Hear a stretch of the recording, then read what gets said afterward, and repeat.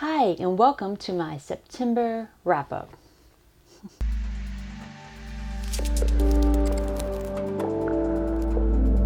So the first thing I did in September was I did a reading challenge it was called Everbloom Academy, and I did it with Megan over at Meg Reads. Put it right here again. And I ended up reading 4 books for that. Each book I doubled up into different categories. So I read 4 books. I read all of them. I achieved what I needed to achieve. I finished the classes. And here are a couple of the books. The first one,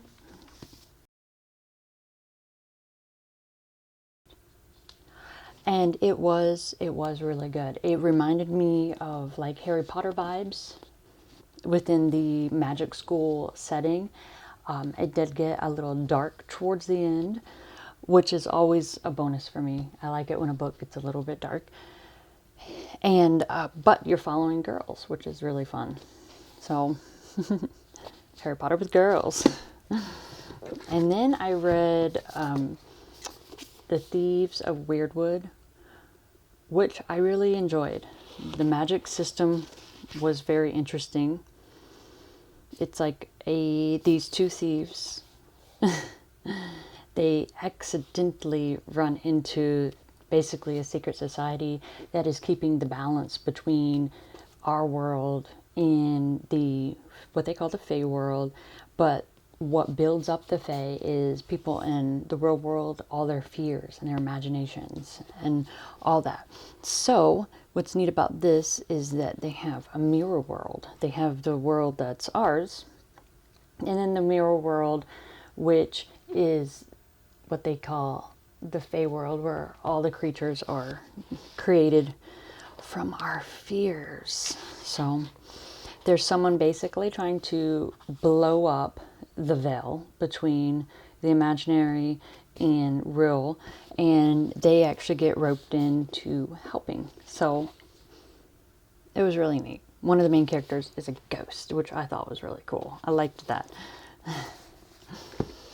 Now, the next book I read, which is Soon We Will Be Invincible, I actually put it, here's a picture, I put it in my husband's office because I just liked the title, and it was, in my opinion, a very masculine book. I really, really enjoyed it. It was about superheroes, and I actually listened to the audiobook while reading it, so I did immersive reading, and it followed 2 characters. One who was the supervillain, which I really enjoyed, and then the other one is a newcomer to the heroes group, and of course they're at odds with each other. And what was really cool about the audiobook is that for all of the villains scenes, it was done by a different voice actor, a male voice actor, and then the female from the hero team was voiced by a female voice actor, and I really liked that dynamic. That was really cool. It was neat to get to see both sides, and I would say it reminded me of the kid movie Megamind,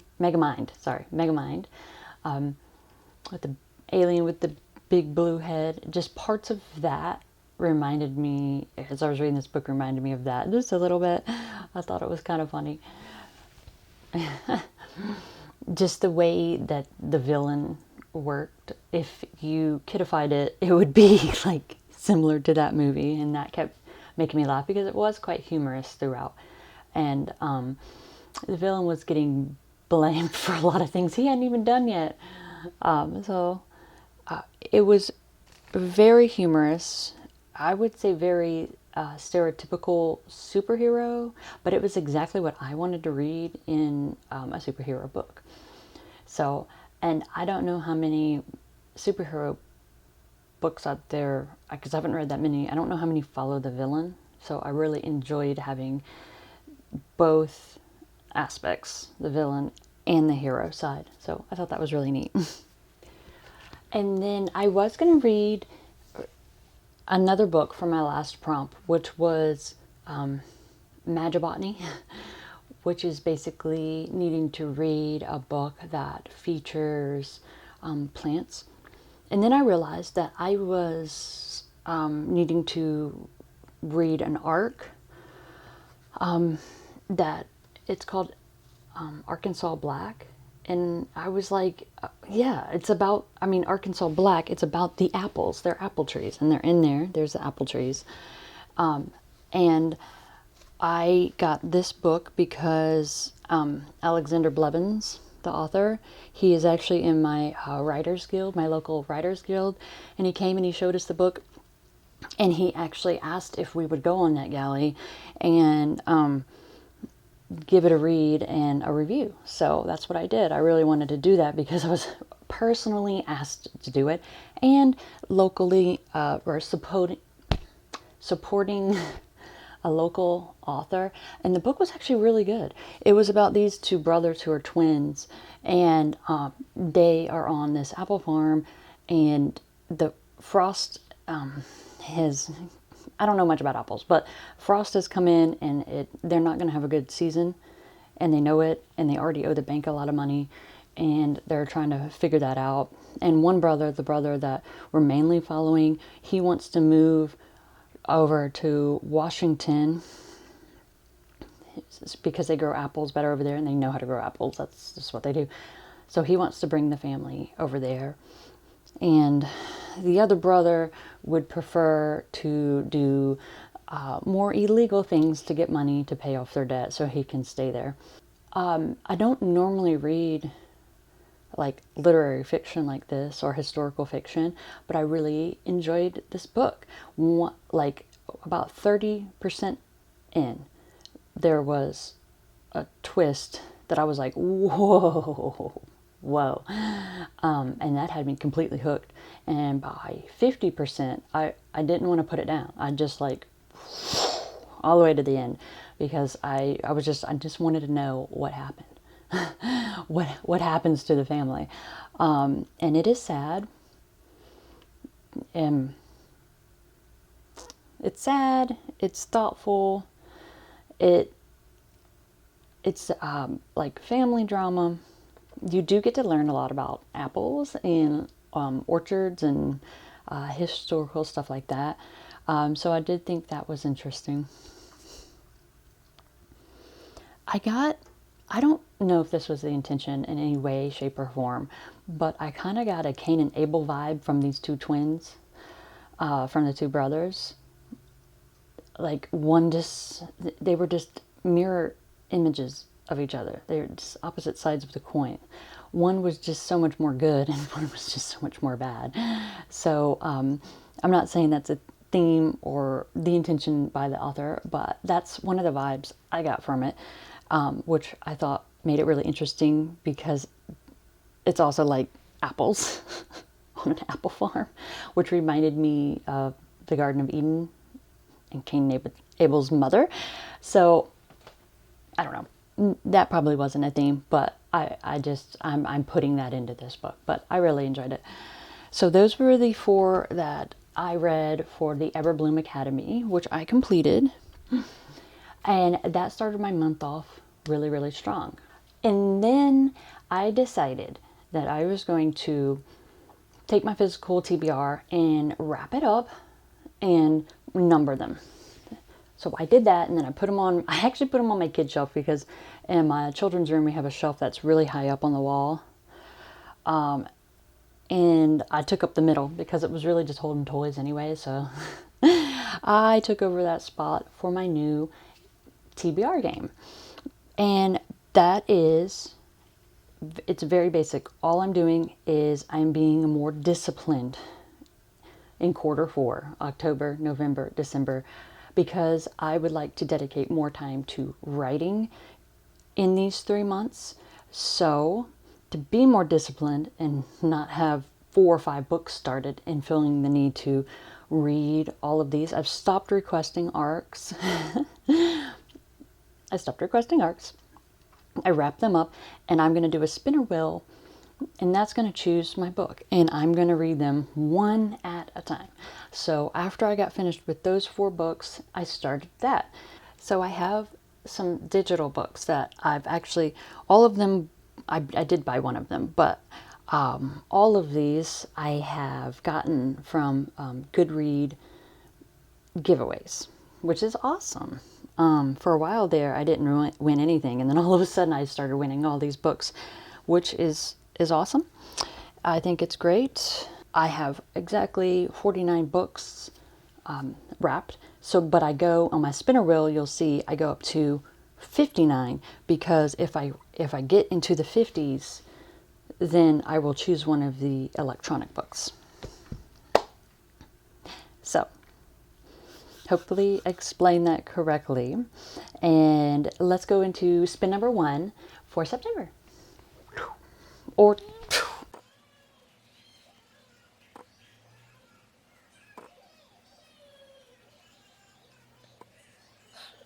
okay, if I roll anywhere in the 50s, that means I am doing one of my digital books. And this is the arc that I need to finish, which would be my oldest book. And then these 5 are Goodread giveaways that I've won. And this will be the oldest of that. So I am going to go ahead and finish this arc.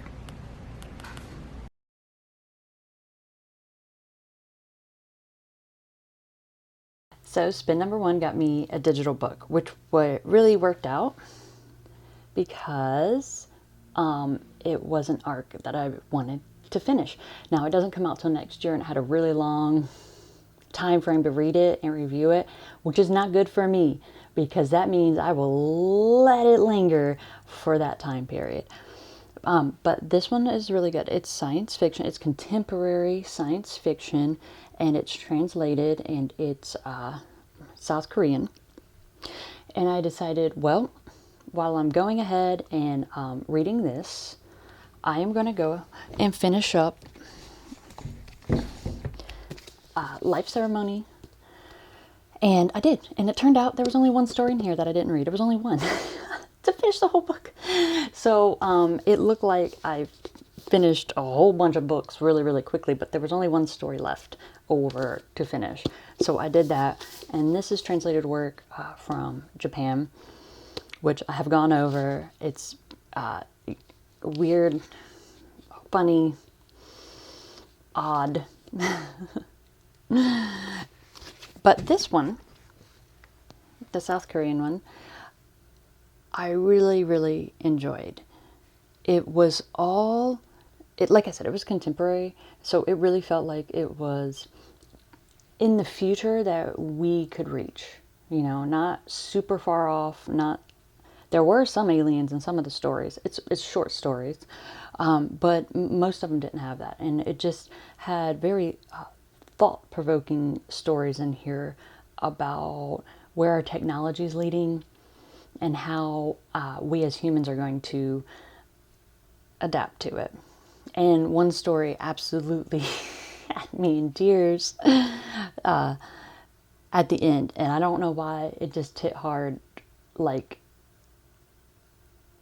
she punched it at the end, and I was like, oh! And then it ended because it's a short story, and I was just like, oh. It was really good. I liked this one. If we cannot go at the speed of light, a lot more than Life Ceremony, which I don't know why.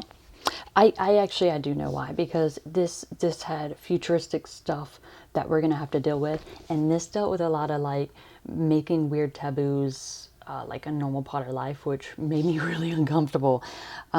Which you're allowed to be uncomfortable in a book. I'm all for it. Makes you think, makes you more solid on your own opinions, and I get that. I just enjoyed reading this one more. So that was the first roll. Very happy with it. Read them very quickly.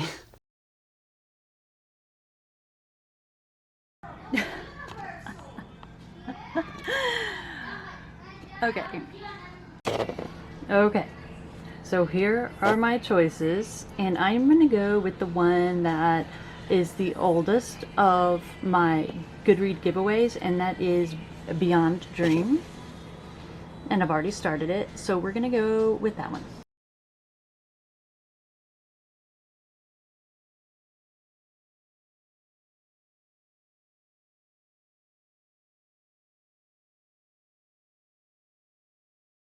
All right, then my next one, again, I rolled a digital book. But I had started this book. It was my first giveaway from Goodreads, called Beyond Dream. It is middle grade. It is about this girl who lives in the dream world.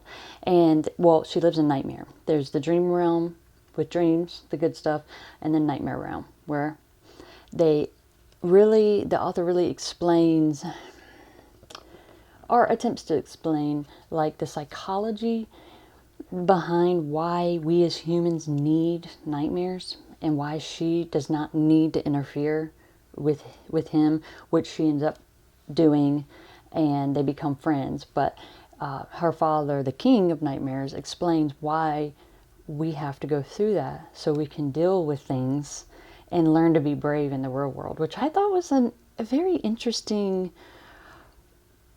concept and theme for children. It's like, yes, nightmares can be scary, but they're there to help you deal with things. So I really quite liked that.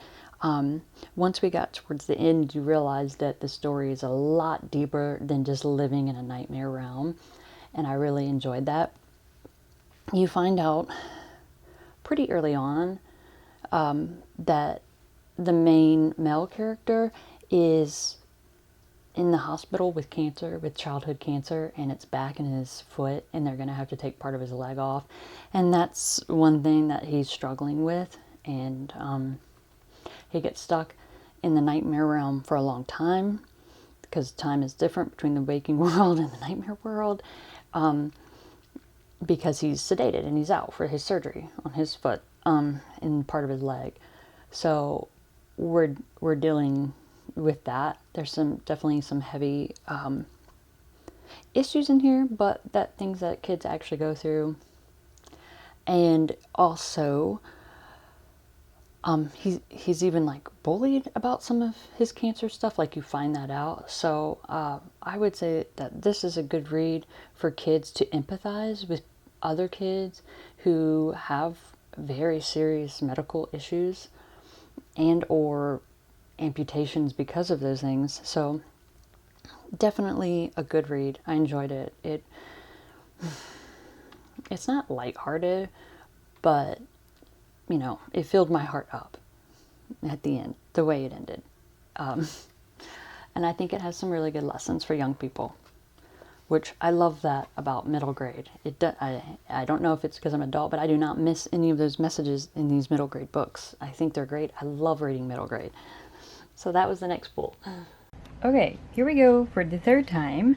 Let's see if we can get anything that's like not in the 50s and actually open one up.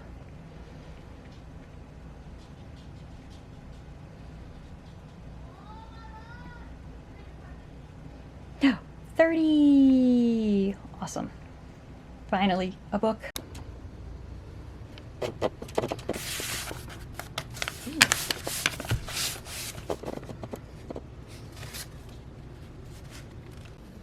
Okay, here we go.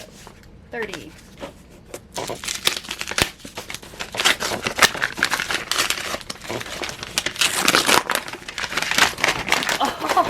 Oh, okay. No, I just read the first one, so that's great. I get to go right into the second one. Like, I've read the first one this month for my readathon, and now I get to jump straight into the second one. That's actually exciting. Awesome. Awesome. Love it. Thank you, spinner wheel. Okay, and then I pulled my first physical book.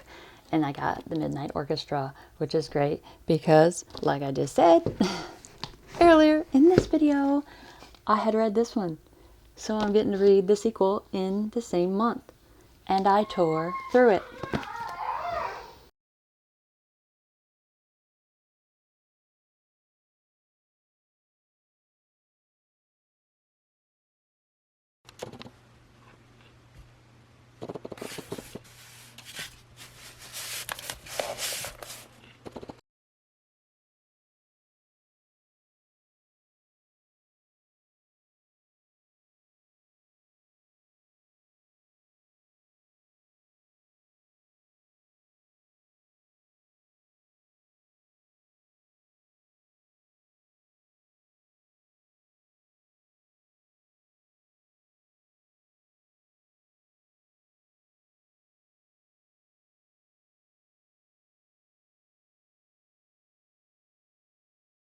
Yeah.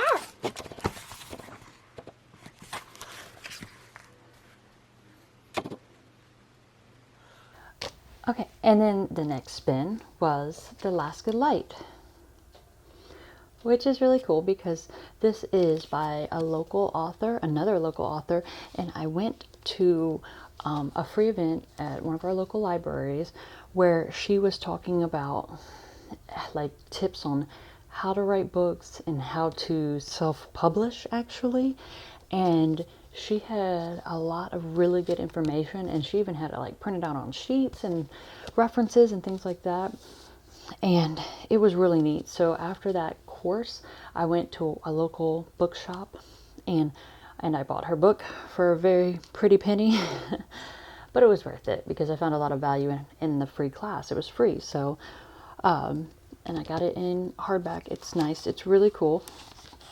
It's a memoir, so it's about her going from California to New Orleans and then finally on the Gulf Coast, which is where probably half of the book takes place, and it has a lot of very beautiful pictures. And one thing that's cool about this book that I like that she did, I like how she added pictures within the words and how they kind of wrapped around. I want to show this one too. How she wrapped the words around the pictures. It's really neat. It's really pretty. And it was a really good read. She was very like descriptive, and I don't know how to talk about the prose. It was very it wasn't like poetry, but it was very poetic. It was very visual as she explained things with like similes and things like that. It was very beautiful. Like, it made me appreciate where I live from the eyes of another person. It made me want to get out and go look at everything a little bit. And John Major is the person who's this photograph. And it's actually one of the first pictures that me and my husband bought for a bedroom.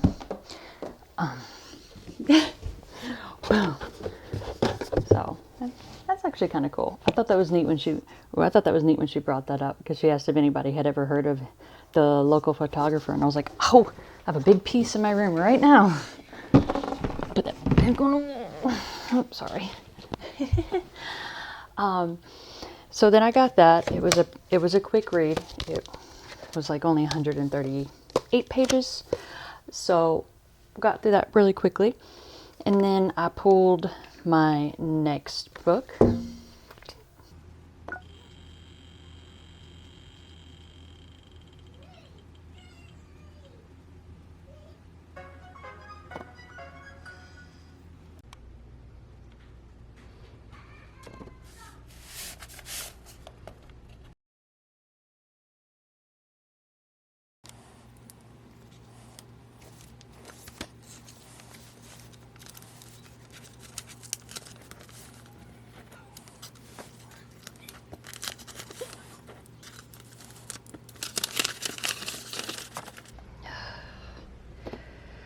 Oh, Stephen King, I guess right in time for fall in October.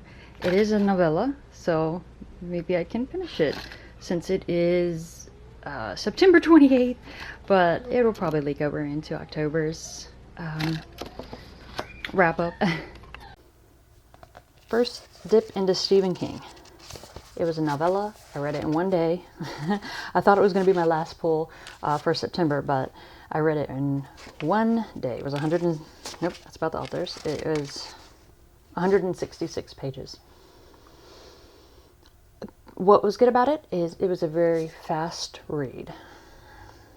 What I did not like about it is I don't know if I like horror.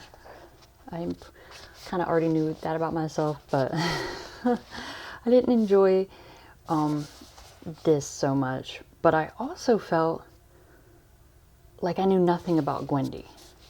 Like, I was along with her on the journey of what was going on. I feel like I knew more about the button box than I did about her. It's like, I don't know, she just wasn't described very well. Like, physically, yes, but like the depth to her character, I just didn't really like it. This was not for me. I have the second one, but I probably am gonna end it. I'm gonna end it right here because I just didn't like it. Wasn't my thing, and it may just be because I'm not into this genre, and I kind of knew that, but now I really know that, right? And I'm glad it was a novella, and I didn't want to just stop. I did finish it, so that's a good sign. And then I had asked for another arc. I had requested it, and it's Grandpere's Ghost Swamp. Oh, this was so good. This is like, I love this type of middle grade. It had a good environmental lesson in it about the swamp in Louisiana. And it follows Basil, the girl, and and that's her best friend Tommy, but follows Basil. It starts off with her at her grandfather's funeral, and she sees him as a ghost. Her best friend Tommy wants more than anything to be a ghost hunter, so that puts a little bit of strain on their relationship because she's seen a ghost first. But the grandpa, he doesn't know, the Grandpere, he doesn't know why he's in ghost form. He thought he'd be, in heaven with his wife. So him and Basil are working that out together, and then of course they run a restaurant. Basil's parents and the grandpa owned it, started it, second generation her parents, and they cannot figure out this famous recipe that the grandpa cooked. So that's another issue. There's issues of her feeling neglected by her parents because of the restaurant and the tourist, and then there's issues because he keeps sending her out to the swamp. He wants her to connect with her Cajun roots, and she sees different things. And one thing that really got me is that there are tourists on this. They go on an airboat tour through the swamp, and they're just casually asking about Katrina. And for people who have gone through it, I don't live in New Orleans. I live on the Gulf Coast, though, and was very much hit by it in South Mississippi. It wrecked us too. It like hit me right in the gut, right in the heart. I felt it. So in my little review, I put a little warning there. It's like, if you've ever been through something like that, just know that's going to be brought up. I didn't really realize that aspect would be brought up, and I had to go through some feelings of my own there. But it brought a lot of attention to how we as humans treat the environment, for good or bad, and how we can self-correct. So that was really interesting. Along with children, Basil and Tommy finding their passion in life, which I really enjoyed that. And now, I know I talked about how in this one I didn't really feel like I knew Gwendy, right? And then I read this one right after, and I was like, I connected to Basil and Tommy. They had more depth right away, just with their problems. They just were a lot more layered. So I appreciated that. It was very much a contrast. And it was really neat to learn about the swamps over in Louisiana. It was interesting to learn about food, because you learned about Cajun food and Italian food. I don't know if it was called Italian, Cajun. I don't know. Tommy comes from an Italian background, and we learned a little bit of history about the Italians coming over to New Orleans, and then she's Cajun, and then you learn culturally the difference between Cajun and Creoles, which I didn't know too much about it, so I definitely learned some things from here, and I really enjoy that. I love that about middle grade, when you get to learn lessons about culture or problems in a very organic way. This author did such a good job with this book. I really enjoyed it. It's her second book. It comes out next year, but if you are on NetGalley, you can request it. And if you like middle grade, I suggest you do. It was really great. It was a 5-star for me. And then after that, I rolled one last time, or spun. I did the spin a roll one last time. I got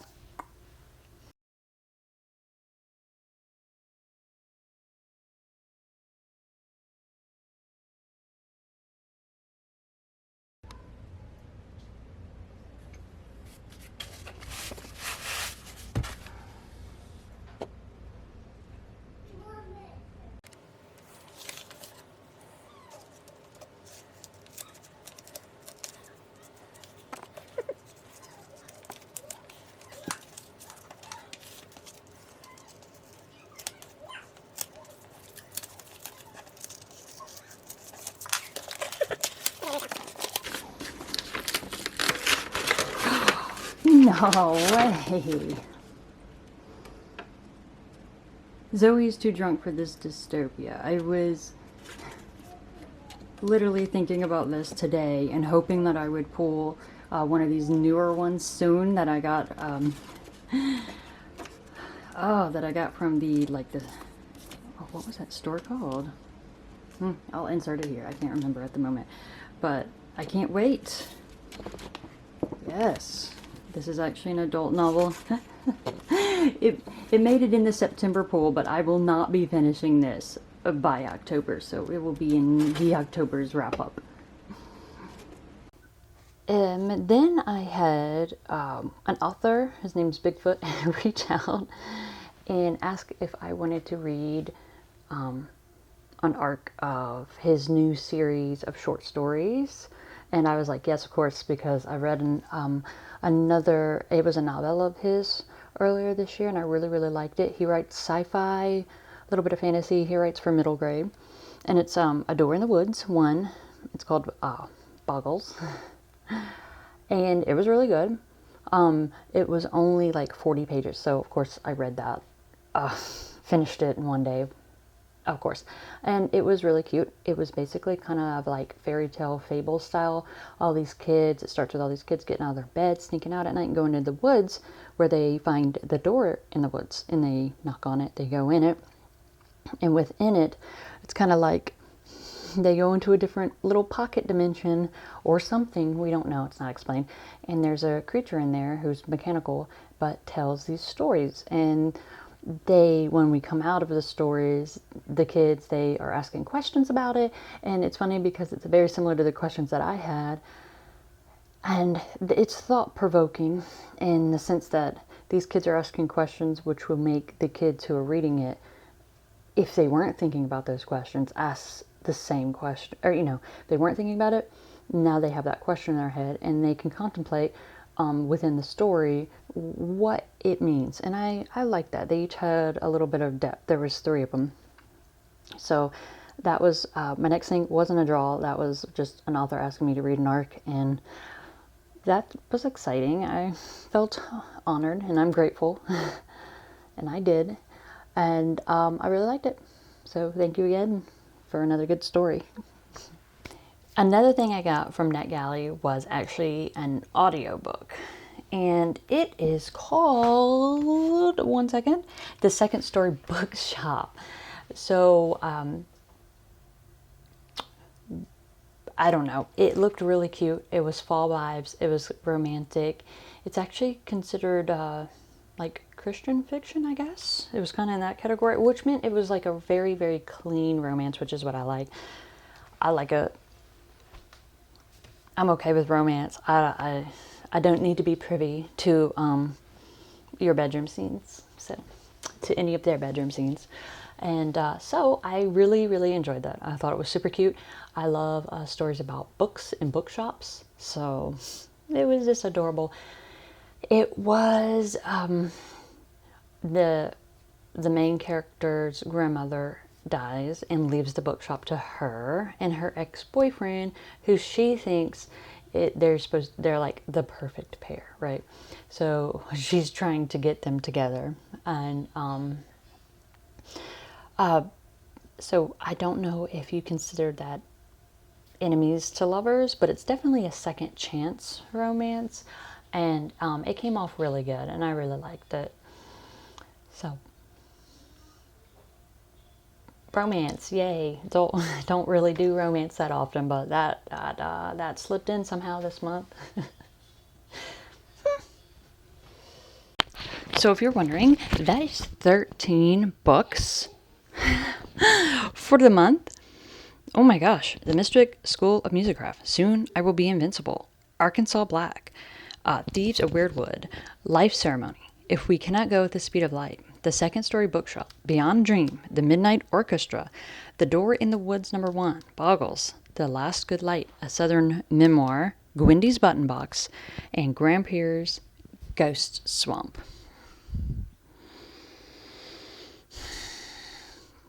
Wow, I didn't think I could read that many. And I know one was a novella and one was a short story, but wow. I think that's a record. go me, I guess.